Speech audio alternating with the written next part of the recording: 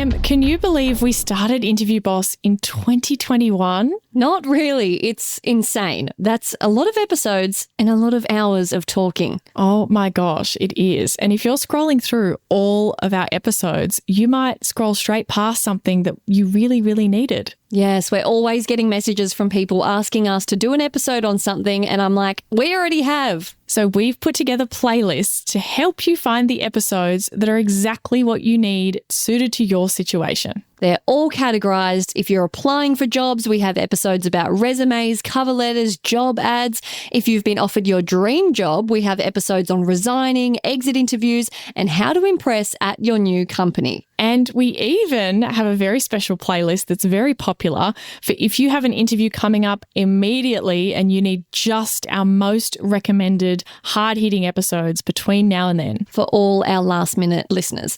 It's all there for you. You can browse by category and check out all the playlists at interviewboss.com.au/podcast.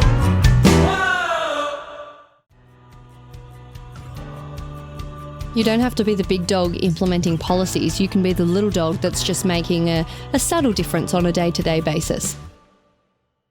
Hey everyone, and welcome back to Interview Boss. My name is Emma, and I'm a radio journalist who's teamed up with my sister to give you advice, inspiration, and support when you're looking for a new job. Sarah is a HR and recruitment professional, and together we're here to give you all the tips, tricks, and behind-the-scenes knowledge to help you in your career. Hey, Em, and welcome back, everyone. Who shot their shot this week? And we're giving them a shout out. I'm trying to mix it up. It didn't really work. No. From Isabella, who is an Interview Academy alumni and posted in our community with this message.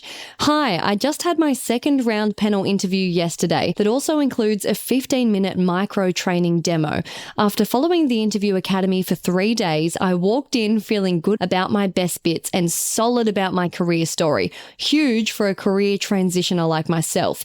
Did I forget to mention some aspects of my stories, even with bringing a notebook? Yes, but I'm going for progress over perfection when it comes to this interviewing process, and I've never felt better walking out of one than I did yesterday. I did the best I could, and that's all I can ask for. Oh my God, I love that attitude.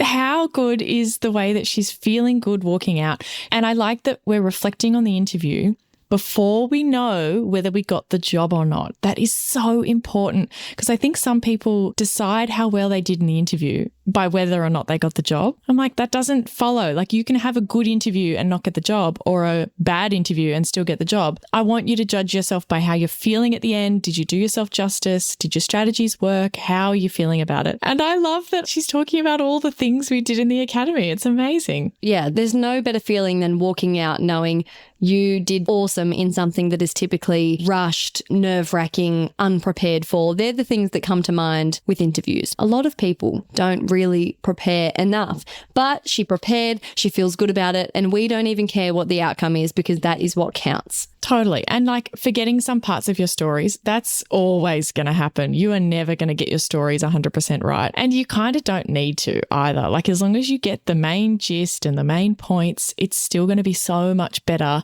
than if you'd never prepped and structured it. So well done, Isabella. I hope to hear an update whether she gets the job or not, even though that's not what matters here. And if you want to join Isabella and be an Interview Academy alumni that walks out of interviews feeling amazing, it'll be linked below, or you can go to interviewboss.com.au/interview-academy. Now, we have a really great episode for this week, Em. What are we talking about? This week, we're talking about how to answer diversity questions in an interview. Yes. Have you ever heard of these types of questions, Em? They're kind of like, how have you championed inclusivity? How have you made someone feel welcome? How have you promoted a diverse workplace, something like that? They've never popped up for me personally, but I have heard of them through friends who have interviewed or have experience with like the ABC, which is Australia's national broadcaster. So I guess any kind of public service or national organisations, this would be way more rife. But me personally, no, but yes, definitely heard of them. Yes, I think you've nailed it. I think they tend to come up a lot in companies that have kind of structured selection criteria, government organizations, anywhere where I'm not saying that's the only people who find diversity important. It's just, I think you tend to get a token diversity question like almost guaranteed at a lot of companies. And they can be kind of tricky to respond to because people don't know what they actually mean. They overthink it. They have all the normal problems that we run into with interview questions where they go, diversity, oh my God, I've never done a diversity thing, or I'm not in charge of that. I can't control how diverse the team is. And it's one that can make you spiral unless you've had a chance to think about it. So that's what we're going to do today. We're going to think about it. We're going to unpack it. And my goal is that by the time you finish listening to this episode, you've got an idea of what you might say if you got one of these questions. This will be good because I probably fall into the camp of people, because I've never had to answer a question like this, that are like, I haven't done anything like that. I don't have a say over that. What do you mean? So this will be good. Yes, I'm hoping you can have a little light bulb moment by the end as well. So it can be hard to come up with ideas for what to talk about. I think the thing to remember is that diversity doesn't just mean minorities. Like you might be thinking diversity and you might be thinking about people of color, someone who doesn't speak English or English as a second language. Like you might be thinking really obvious kind of categories of minority in terms of diversity. But it can be more than that. And I want to say, like, if you have a story that relates to disability, gender, race, religion, whatever, and you've already got something in mind, well, that's amazing. Like, you should absolutely use that, obviously, because that is diversity. I just want to expand our horizons and expand our minds a little bit because they're asking this question for all kinds of jobs that have nothing to do with influencing those types of things directly. Does that make sense? Like you're not in an HR job or a hiring job where you can make sure you have a diverse hiring process. Like you're going to have to think a lot more deeply and broadly about the examples you're giving. You don't have to be the big dog implementing policies. You can be the little dog that's just making a subtle difference on a day-to-day basis. Right, exactly. And diversity is broader than just the official minorities as well. So diversity can be diversity of thought, diversity in personality style, diversity in location, and it could just mean inclusivity more broadly as well. So depending on the way that the question's worded, you don't have to be like, oh, well, I once worked with a colleague who was born in a different country. Like you don't have to draw on something so small because you might have a much better, stronger story if you were to think more broadly about what diversity includes. So let's do some brainstorming. I think some examples that you might be able to use, or here's some stuff that might prompt you to think of something. You might have made sure other people were heard. Yeah. So just holding space for them in meetings, conversations. Or like that could be an example of you noticed that someone hadn't given their opinion yet. So you suggested, hey, what do you think about that, Emma? Or you might have said to someone when you got a meeting invite, you might have said, hey, have you included this person on this? Because I think they would have a lot to do with that. Like that could be inclusivity, you know, throwing people in, making sure that the right people are there. It could be actually speaking to someone afterwards to make sure that you consulted widely. Like, hey, I have this thing that I'm implementing and I've gotten some opinions from some people, but I made sure that I went out of my way to ask XYZ person who works remotely and get their input too because they missed the meeting. Does that kind of make sense? Like imagine you spoke to the person on your team who was on parental leave to get their input into something that was happening after they were back. Like that'd be a great example. So I'm hoping that's jogging some memories for people. I just thought of one. Could it be maybe you have a single mum or parent or dad on your team as a manager if you're accommodating to their schedules to duck out? Is that being inclusive to different models of families and needs and, you know, allowing them to not book meetings at 9 a.m. because that's drop off? Or yes. And that goes to the difference between treating everyone equally and giving them the exact same treatment and making sure that there is equity of the outcome that they receive. Well, if you haven't seen this before, I want everyone who's out there to go and Google this cartoon. It's equality versus equity. And in the cartoon, there's three people of various different heights. So you've got a really tall person, someone in the middle, and someone who's much shorter. And they're all looking over a fence to watch, what is that, baseball or something like that, softball, like sports game. And only in the first one, only the tall person can actually see over the fence. The other two can't see over the fence, but one's a lot closer to being able to see than the other. And then in equality, you give them all like a little block to stand on. But now that just makes the tall person taller and the other two still can't really see. Versus in equity, you give the person who has the biggest gap from them to the top of the fence the most to stand on and the tall person doesn't need anything. Does that kind of make sense? Like to give people all the option to see, they need different solutions. And so if we're thinking about diversity, equity, inclusion more broadly, that's where, hey, everyone in my team has to do this, but this person has different circumstances, so we treat them differently. And that allows for equity, not equality. Yes, I've definitely seen that cartoon many times in my life, and it's powerful. So check it out if you're someone who is subject to saying that's not fair a lot. You know the saying, a picture's worth 1,000 words? Like, I reckon I just used more than 1,000 words trying to explain that picture. Like, just go and look it up. I did a terrible job at giving you the emotion or the feeling and understanding that you get. So tick from me on that idea. When it comes to training people, use different styles. So do you write it out for someone because that works best for them, or maybe film a video, or also observe them and shadow them and sit with them, adapting to how people learn. Yeah. And it could be, hey, there's one particular person who asked me for it in a different way, but often you don't get that happening. Does that kind of make sense? Like, you don't actually have people saying, hey, I'd like it done this way. So you can kind of talk about how you've factored in differences people might have without them needing to request or ask for it. So that in the first place, when you're planning, hey, I'm going to train this person, you're just trying the training out in multiple ways from the very beginning, so that you're making sure that you're coming at it from the way that might work for them. And then you could also say, hey, I got feedback from them. Hey, what works best for you? Do you want me to do X, Y, Z? But saying, hey, I'm running this training session and I made sure to have the slides beforehand, or I made sure to send them out afterwards, or I made sure to have some videos, and I also included some handouts of a process guide of what to follow. Like, all of that sort of stuff, I think, can really show I'm trying to help people with whatever they need. Interview Academy might be the perfect thing you're looking for. Interview Academy is a course Sarah has been working on after delivering hundreds of interview coaching sessions and getting incredible results. But unfortunately, I'm only one gal living in an Aussie time zone who works a day job, and all of that mean I can't help everyone one-on-one, which drove me crazy. So for over a year, Sarah's been working on turning all of those amazing lessons into an on-demand, step-by-step interview prep course. We hold your hand through the entire thing, and you can do it at home in your own time and get instant access right now. Check it out at interviewboss.com.au/interview-academy. The link is in the show notes. Also, using inclusive language, that's a big one and an easy one to make a difference. Same goes for using a second language to help in some way. How might this look? Yeah, if you happen to speak a second language, maybe you work with customers who sometimes also speak that second language, and you're able to connect with them using that second language that you both share. I think that's a really great example of, using your diversity to advantage the workplace and to advantage colleagues and customers and all that kind of stuff. I think any example that you have with stuff like that works really well for a question like this. That would happen heaps in hospitality and customer service.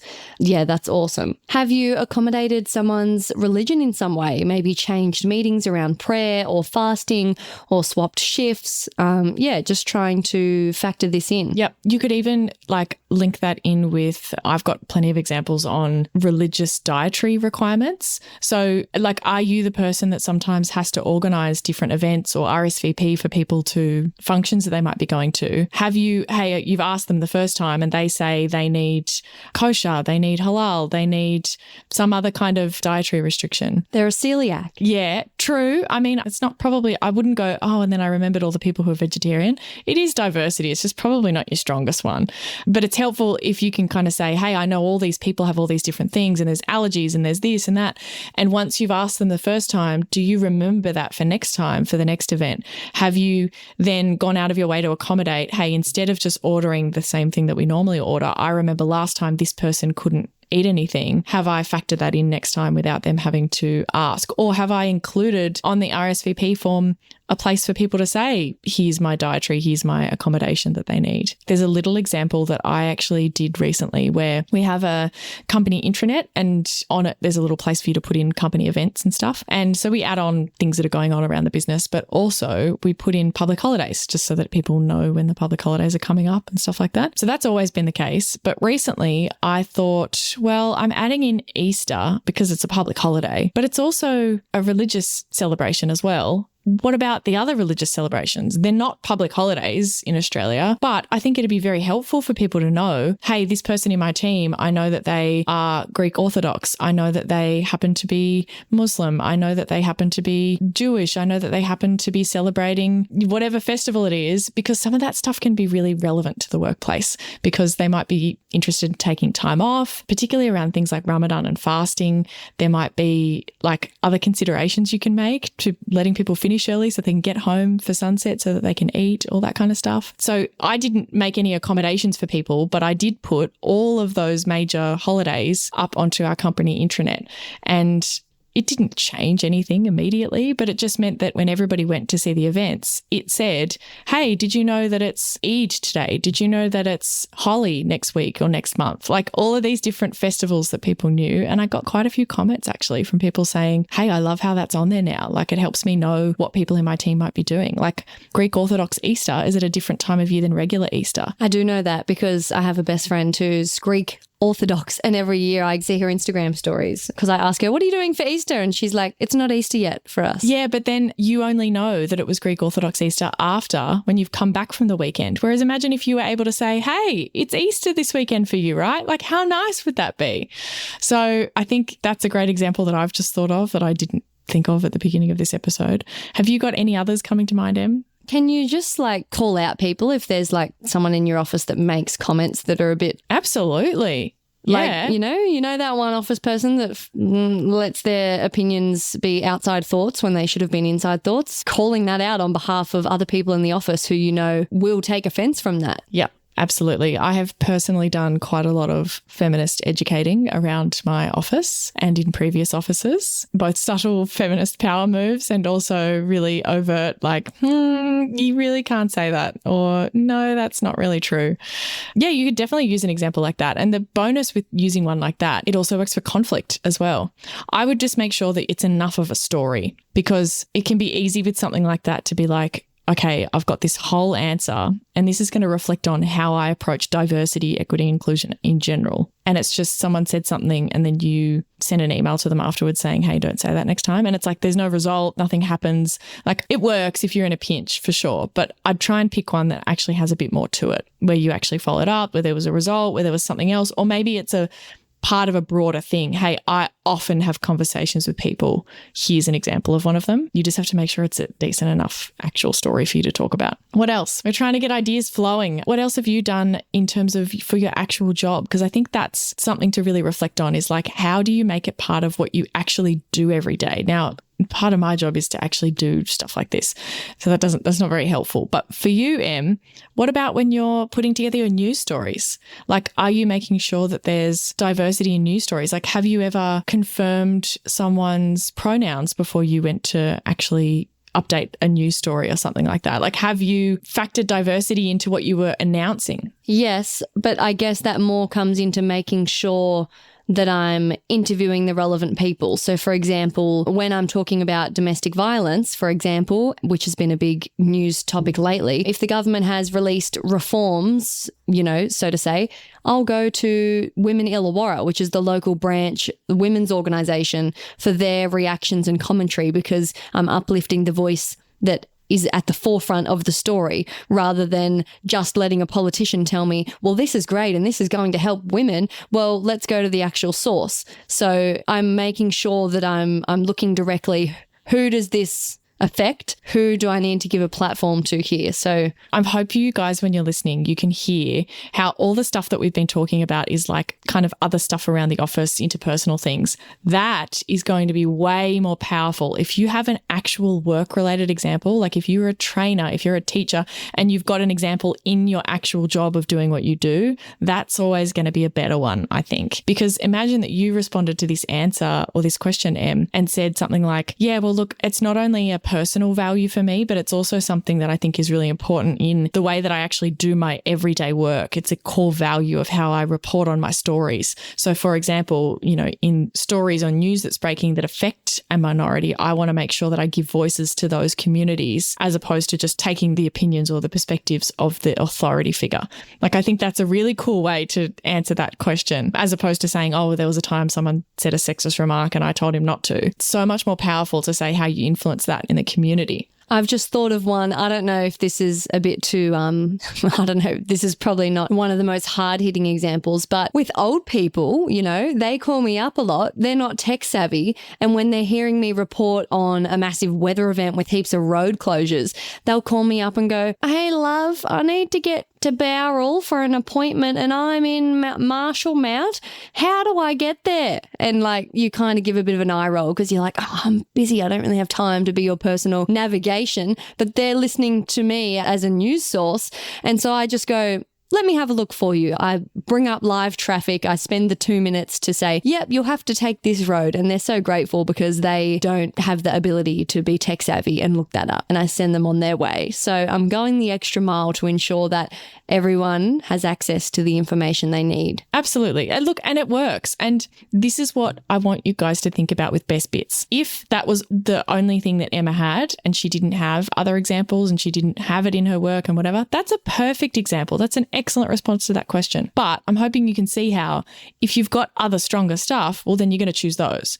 It's all about like best bits don't have to be game-changing, world-changing, incredible, winning awards.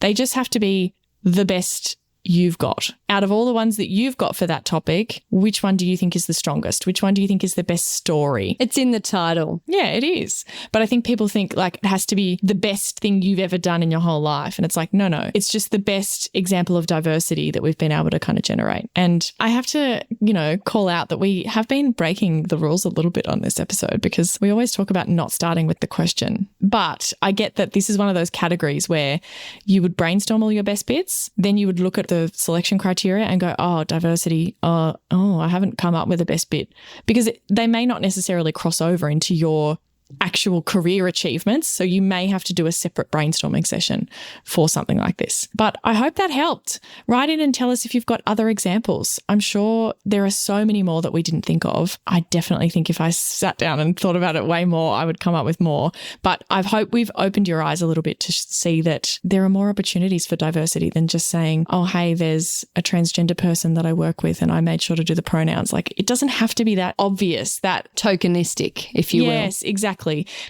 Diversity, equity, inclusion, as the question suggests, is something for everyone all the time as part of a culture of a workplace. Get those creative juices flowing, have a brainstorm. I'm sure you'll surprise yourself because chances are if you're listening to this podcast, you're a good person who cares about your career and probably looks after the people around you. So just put some pen to paper and get a list. Yes. Good luck.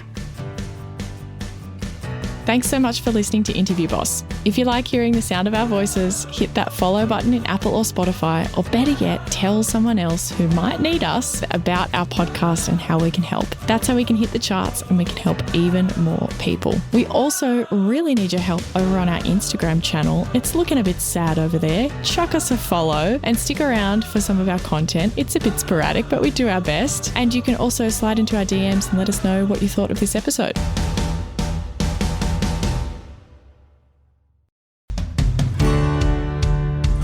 We've been your job search besties and helped you in some way. There's a cool way you can support the show. Shout us a virtual coffee. We get a huge kick out of reading all of your success stories. Head to buymeacoffee.com/interviewboss and shout us a cuppa. If you keep us caffeinated, we can keep the content coming.